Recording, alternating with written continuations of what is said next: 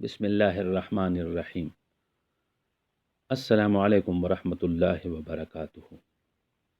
ناظرین محترم، اللہ کی طرف سے آپ سب پر رحمتیں اور برکتیں نازل ہوں۔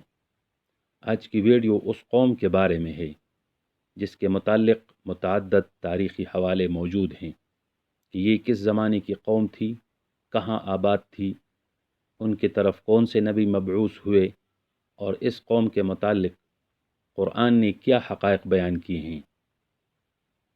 یہ سب تفصیلات آج کی ویڈیو میں ہیں، مگر آپ سے التماس ہے کہ ہمارے چینل کو سبسکرائب کریں، اور اگر ویڈیو پسند آئے تو لائک کریں اور بیل آئیکن پریس کریں تاکہ ہماری حوصلہ افزائی ہو سکے اور آپ تک ہماری ویڈیوز بھی بروقت پہنچتے رہیں۔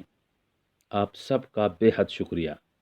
ناظرین محترم، قرآن نے ایک قوم کے لیے اصطلاح استعمال کی ہے، اصحاب الرس۔ یہ کس قوم کی طرف اشارہ کرتی ہے؟ رس سامی زبان کا لفظ ہے جو آرامی اور عبرانی زبان میں پھٹنے اور شگاف پڑنے کے معنوں میں استعمال ہوتا ہے۔ قرآنی اصطلاح میں اس سے مراد کنواں ہے، یعنی وہ قوم جس نے اپنے نبی کو کنویں میں پھینکا۔ اس قوم کے زمانے کے متعلق اختلاف ہے۔ حضرت علی کرم اللہ وجہہ سے منقول ہے کہ یہ قوم حضرت سلیمان علیہ السلام کے دور میں آباد تھی اور صنوبر کے درخت کی عبادت کرتی تھی۔ اس درخت کو نوح علیہ السلام کے بیٹے یافس نے روشاب نامی دریا کے کنارے لگایا تھا۔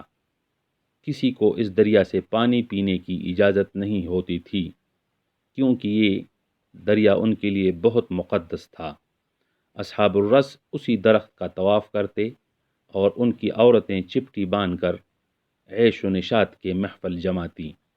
اللہ سبحانہ و تعالیٰ نے حضرت یعقوب علیہ السلام کے بیٹے یہودا کے پوتے کو اس قوم کی طرف نبی بنا کر بھیجا، لیکن اس قوم نے نبی کو اذیتیں پہنچائیں اور نافرمانی کی۔ نبی کی دعا سے وہ درخت خشک ہوئی۔ لوگوں نے نبی کو ذمہ دار قرار دے کر کنویں میں پھینک دیا۔ ایک اور روایت کے مطابق اصحاب الرس یمن کے علاقے حضرموت میں آباد تھی۔ ان کے پیغمبر حنظلہ بن صفوان نے انہیں احکام ربانی کی طرف بلایا، مگر لوگوں نے آپ کو اذیتیں دیں اور کنویں میں پھینک دیا۔ اسی وجہ سے یمن کے تاریخ کا تباہ کن سیلاب آیا، جسے قرآن کریم نے سیل عرم کا نام دیا ہے۔ ایک روایت کے مطابق حنظلہ بن صفوان کی قبر سے ایک خط ملا جس میں کچھ یوں لکھا تھا کہ وہ اللہ کے نبی تھے اور یمن کے حمیر، عریب اور عزیز قبائل کے لیے مبعوث ہوئے تھے، مگر لوگوں نے اس کی تکذیب کی۔ کہا جاتا ہے اس قوم کی عورتوں کو چپٹی باندھنے کا طریقہ ابلیس کی ایک بیٹی دلحاس نے بتا دیا تھا۔ ایک اور روایت کے مطابق اس قوم میں سے صرف ایک چرواہا ہی نبی پر ایمان لایا۔ وہ پیغمبر کو کنویں میں کھانا وغیرہ پہنچاتا تھا۔ ایک دن اسے کنویں کنارے نیند آ گئی اور وہ 14 سال تک سوتا رہا۔ اس دوران اللہ سبحانہ و تعالی نے اصحاب الرس کو سیلاب کی عذاب سے تباہ کر دیا۔ ابن عباس رضی اللہ عنہ کی ایک روایت کے مطابق اصحاب الرس سے مراد قوم سمود کے باقی ماندہ لوگ تھے جو عذاب الہی سے بچے رہے۔ ضحاک نے لکھا ہے کہ قوم سمود میں سے 4000 لوگوں نے حضرت صالح علیہ السلام کے ساتھ ہجرت کی اور ایک کنویں کے قریب ٹھہر گئے۔ وہاں حضرت صالح علیہ السلام کا انتقال ہوا۔ اسی نسبت سے اس علاقے کا نام حضرموت پڑ گیا، یعنی کہ موت حاضر ہو گئی۔ بعد میں اس قوم میں بت پرستی شروع ہو گئی۔ بعض مفسر و مورخ اصحاب الرس کو اصحاب الاخدود قرار دیتے ہیں۔ کئی بڑے مورخ اس کو انطاکیہ کا ایک کنواں قرار دیتے ہیں جس میں مومنوں آل یاسین اور حبیب نجار کو قتل کر کے پھینک دیا گیا۔ بعض کے نزدیک اصحاب الرس قوم سمود کے ایک صحرا نشین قبیلہ حضورہ کا نام تھا، جن کے پیغمبر شعیب ابن ذی مہرع تھے۔ کچھ کہتے ہیں کہ یہ لوگ دریائے رس کے کنارے آباد تھے۔